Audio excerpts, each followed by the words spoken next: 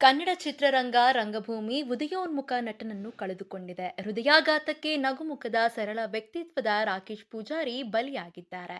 Comedy ಕಿಲಾಡಿಗಳು season 3ರ winner Rakesh Pujari 33ರ ಸಣ್ಣ ಪ್ರಾಯದಲ್ಲೇ ಇಹಲೋಕವನ್ನು ತ್ಯಜಿಸಿದ್ದಾರೆ. ಮೂಲಗಳ ಪ್ರಕಾರ ಅವರು ಉಡುಪಿಯ ಕಾರ್ಕಳದ ನಿಟ್ಟೆ ಗ್ರಾಮದಲ್ಲಿ ಸ್ನೇಹಿತನ ಮೆಹಂದಿ ಕಾರ್ಯಕ್ರಮದಲ್ಲಿ ಭಾಗಿಯಾಗಿದ್ದರು. ಸ್ನೇಹಿತರ ಜೊತೆ ಇದ್ದಾಗಲೇ ಅವರಿಗೆ ಹಠಾತ್ ಹೃದಯಾಘಾತವಾಗಿದೆ. ಕೂಡಲೇ ಅವರನ್ನು ಆಸ್ಪತ್ರೆಗೆ ದಾಖಲು ಮಾಡಲಾಗಿದೆ. ಆದರೆ ಚಿಕಿತ್ಸೆ ಫಲಿಸದೆ ಅವರು ನಿಧನರಾಗಿದ್ದಾರೆ ಎಂದು ತಿಳಿದು ಬಂದಿದೆ. ಮೆಹಂದಿ ಕಾರ್ಯಕ್ರಮದಲ್ಲಿ ಭಾಗಿಯಾಗಿದ್ದ ವೇಳೆ ಕುಸಿದು ಬಿದ್ದು ಅವರು ಮೃತಪಟ್ಟಿದ್ದಾರೆ ಎಂದು ತಿಳಿದು ಬಂದಿದೆ. ಉಡುಪಿಯ ಹೊಡೆಮೂಲದ ರಾಕೇಶ್ ಪೂಜಾರಿ ಕರಾವಳಿ ಮಂದಿಯನ್ನು ರಂಗಭೂಮಿ ಕಿರುತೆರೆಯ ಕಾಮಿಡಿ ಕಾರ್ಯಕ್ರಮದ ಮೂಲಕ ರಂಜಿಸಿ ಮನೆ ಮಾತಾಗಿದ್ದರು. ಇಂತಹ ಅದ್ಭುತ ಕಲಾವಿದ ಸಣ್ಣ ವಯಸ್ಸಿನಲ್ಲೇ ನಮ್ಮನ್ನು ಅಗಲಿದ್ದಾರೆ.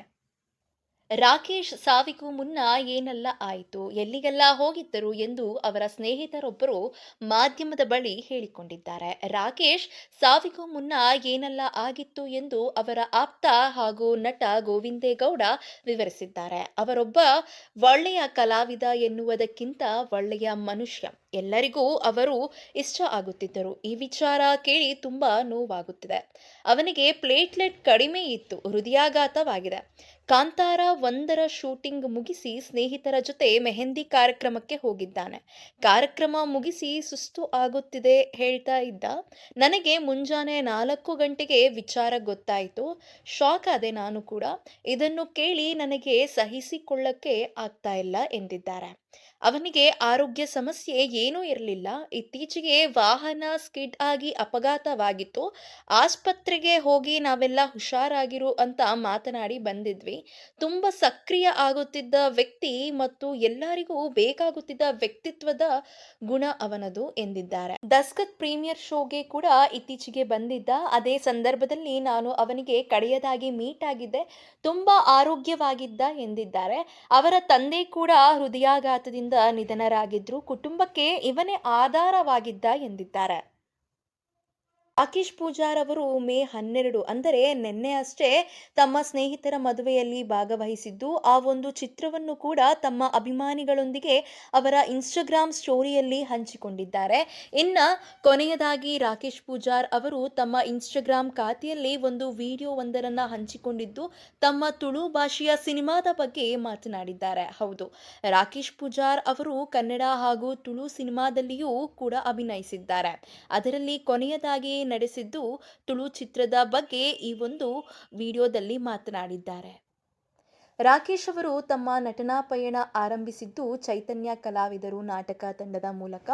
ಬಳಿಕ 2014ರಲ್ಲಿ ಖಾಸಗಿ ಚಾನೆಲ್ನಲ್ಲಿ ಕಡ್ಲೆ ಬಜಿಲ್ ಎಂಬ ತುಳು ರಿಯಾಲಿಟಿ ಶೋ ಮೂಲಕ ಅನೇಕ ಜನರ ಮನ ಗೆದ್ದಿದ್ದರು. ನಂತರ ಹಲವು ಸಿನಿಮಾಗಳಿಗೆ ಆಡಿಷನ್ ನೀಡಿದರು. ಸುಮಾರು 150 ಆಡಿಷನ್ ನೀಡಿದ್ದ ರಾಕೇಶ್ ಪೂಜಾರಿ 2018ರಲ್ಲಿ ಜೀ ಕನ್ನಡ ಕಾಮಿಡಿ ಕಿಲಾಡಿಗಳು ಸೀಸನ್ 2ರ ಶೋಗೆ ಸೆಲೆಕ್ಟ್ ಆಗಿದ್ದರು. ಇದರಲ್ಲಿ ರನ್ನರ್ ಅಪ್ ತಂಡದ ಸದಸ್ಯರಾಗಿದ್ದರು. ಬಳಿಕ 2020ರಲ್ಲಿ ಕಾಮಿಡಿ ಕಿಲಾಡಿಗಳು ಸೀಸನ್ 3ರ ವಿಜೇತರಾಗಿದ್ದರು. ರಾಕೇಶ್ ಅವರು ಕನ್ನಡ ಮತ್ತು ತುಳುವಿನಲ್ಲಿ ಸಾಕಷ್ಟು ಸಿನಿಮಾಗಳಲ್ಲಿ ನಟಿಸಿದ್ದಾರೆ. ರಾಕೇಶ್ ಕನ್ನಡದಲ್ಲಿ ಪೈಲ್ವಾನ್, ಇದು ಎಂಥ ಲೋಕವಯ್ಯ ಚಿತ್ರಗಳಲ್ಲಿ ನಟಿಸಿದ್ದಾರೆ. ತುಳು ಭಾಷೆಯ ಪೆಟ್ಕಮ್ಮಿ, ಅಮ್ಮೇರ್ ಪೊಲೀಸ್, ಪಮ್ಮನ್ನೆ ದಿ ಗ್ರೇಟ್, ಉಮಿಲ್ ಸೇರಿದಂತೆ ಹಲವು ಸಿನಿಮಾಗಳಿಗೆ ಬಣ್ಣ ಹಚ್ಚಿದರು. ಇನ್ನು ಕರಾವಳಿಯ ರಿಯಾಲಿಟಿ ಶೋಗಳಲ್ಲೂ ಕೂಡ ಅಭಿನಯಿಸಿದ್ದರು. ಕಿರುತೆರೆಯಲ್ಲಿ ರಾಕೇಶ್ ಅವರು ಜನಪ್ರಿಯತೆಯನ್ನು ಪಡೆದುಕೊಂಡಿದ್ದರು. ಹಿಟ್ಲರ್ ಕಲ್ಯಾಣ ಎನ್ನುವ ಧಾರಾವಾಹಿಯಲ್ಲಿ ಅವರು ನಟಿಸಿದ್ದರು. 12 ಗಂಟೆಗೆ ಪಾರ್ಥಿವ ಶರೀರವನ್ನು ಊರಿಗೆ ತರಲಾಗುತ್ತದೆ. ಹೋಡೆಯ ಮೈದಾನದಲ್ಲಿ ಮಧ್ಯಾಹ್ನ 2 ಗಂಟೆಗೆ ಅಂತಿಮ ದರ್ಶನಕ್ಕೆ ವ್ಯವಸ್ಥೆ ಮಾಡಲಾಗಿದೆ ಎಂದು ಮೂಲಗಳು ಹೇಳಿವೆ. ರಾಕೇಶ್ ತಾಯಿ, ತಂಗಿಯನ್ನು ಅಗಲಿದ್ದಾರೆ. ಇದೇ ರೀತಿಯ ಹೆಚ್ಚಿನ ಅಪ್ಡೇಟ್ಸ್ಗಾಗಿ ಈ ಕೂಡಲೇ ನಮ್ಮ ಚಾನಲ್ನ ಸಬ್ಸ್ಕ್ರೈಬ್ ಮಾಡಿ. ಹಾಗೆ ನೀವು ಕೂಡ ಕಾಮಿಡಿ ಕಿಲಾಡಿಯ ರಾಕೇಶ್ ಪೂಜಾರಿ ಅವರ ಆತ್ಮಕ್ಕೆ ಶಾಂತಿ ಕೋರುವುದಾದರೆ ತಪ್ಪದೇ ಓಂ ಶಾಂತಿ ಎಂದು ಕಮೆಂಟ್ ಮಾಡುವುದರ ಮೂಲಕ ನಮಗೆ ತಿಳಿಸಿ. ಧನ್ಯವಾದಗಳು ವೀಕ್ಷಕರೇ.